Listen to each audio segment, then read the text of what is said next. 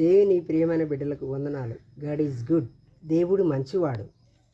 ఆకాశము తెరిచినది ప్రార్థన, భూమిని ఫలింపజేసినది ప్రార్థన, ప్రకృతిని ఆపగలిగినది, నడిపించగలిగినది ప్రార్థన. యాకోబు పత్రిక 5వ అధ్యాయం 17వ వచనం. ఏలియా మన వంటి స్వభావం గల మనుష్యుడే. అతడు ఆసక్తితో ప్రార్థించినప్పుడు ఆకాశము వర్షమిచ్చెను, భూమి తన ఫలమిచ్చెను.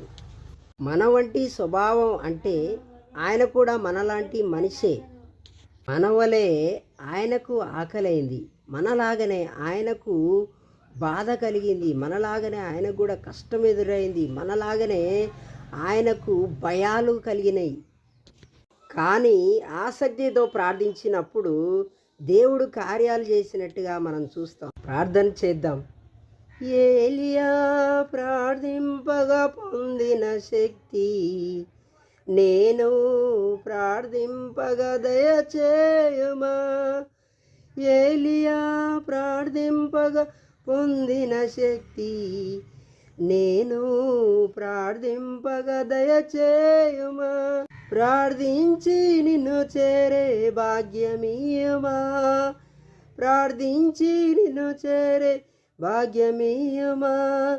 నిరంతరం ప్రార్థింప కృపణీయమా. నిరంతరం ప్రార్థింప కృపణీయమా. ప్రార్థన శక్తి నాకు కావాలయా. నీ పరలోక అభిషేకం కావాలయా. ప్రార్థన శక్తి నాకు కావాలయా. నీ పరలోక అభిషేకం కావాలయా. ప్రార్థన చేద్దాం, ప్రార్థనలో ఎదుగుదాం.